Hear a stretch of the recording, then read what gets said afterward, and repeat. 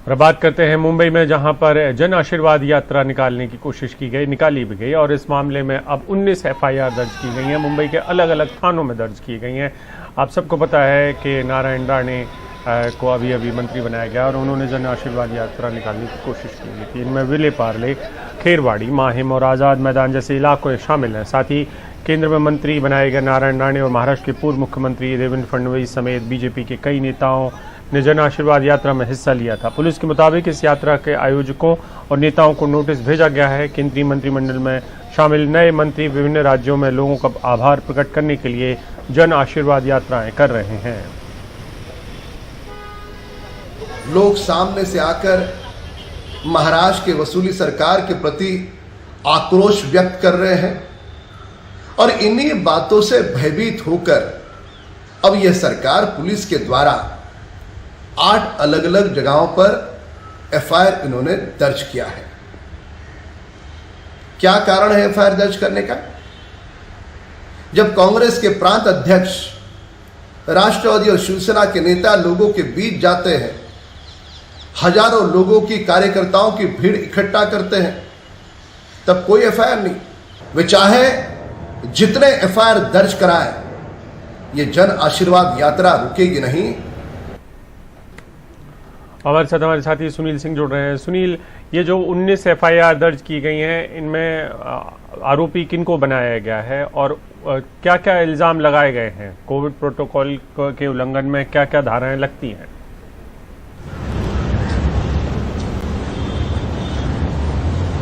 देखिए अभिषेक, मुंबई पुलिस ने अलग अलग पुलिस थानों में 19 कुल एफआईआर दर्ज की है और जो इसमें अभी तक नाम जो है, जिनको कि 149 के तहत नोटिस दी गई थी और जो कार्यकर्ता हैं उन्हीं के नाम दर्ज हैं।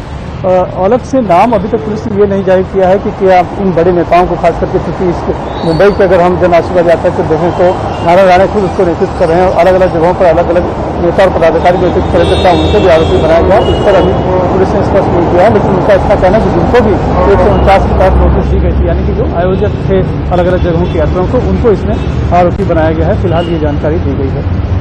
मुंबई में धारा 144 लगी है, तो उसका उल्लंघन यहाँ पे हुआ है। राजनीतिक और बाकी सभी गतिविधियां बंद है, जो आंदोलन या मोर्चा या फिर प्रदर्शन की इजाजत नहीं है, तो उसके तहत मामला दर्ज किया गया है। और साथ में कोविड की 188 जो धारा है उसको भी लगाया गया है, क्योंकि भीड़ ज्यादा थी, सोशल डिस्टेंसिंग का पालन नहीं किया गया था और बहुत से लोगों ने मास्क भी नहीं पहना था। तो इन सभी मामलों के धाराओं के तहत ये मामले दर्ज किए गए हैं।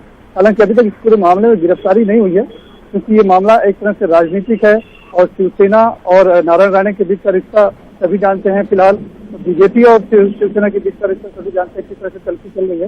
तो स्वाभाविक तौर पर सरकार की तरफ से इजाजत नहीं थी, इसके बावजूद ये यात्राएं निकाली गई, तो उसी संदर्भ में एफआईआर दर्ज किए जा रहे हैं। बहरहाल फिलहाल हमें कह सकते हैं कि अभी तक ये खाना पूर्ति है। जब इसमें अगर वाकई में गिरफ्तारियां शुरू होगी तब पता चलेगा कि सरकार कितनी गंभीर है, क्योंकि जब यात्रा निकालने की इजाजत नहीं थी, वहां पर पुलिस भी मौजूद थी, फिर भी यात्राएं निकाली गई, चाहे वो सिद्धिविनायक मंदिर के पास हो, चाहे फिर एयरपोर्ट से शुरुआत हुई हो। शिवाजी पार्क की अगर बात बताऊं तो जहां पर स्वर्गीय बाला साहब ठाकरे जी की स्मृति है, वहां पर उस स्मृति स्थल पर गए थे, वहां पर नारायण राणे ने वहां पर उन्हें प्रणाम किया। और लेकिन शिवसेना का पहले से विरोध था, तो शिवसेना ने मौके पर उस समय तो विरोध नहीं किया क्योंकि पुलिस की व्यवस्था थी, लेकिन बाद में उस स्मृति स्थल को दूध और गौमूत्र से धोया गया। तो ये आप समझ सकते हैं कि किस तरह की राजनीति फिलहाल महाराष्ट्र और मुंबई में चल रही है। उस राजनीति की ही परिणति है फिलहाल एफआईआर है। जी, बहुत बहुत शुक्रिया सुनील इस पूरी जानकारी के लिए।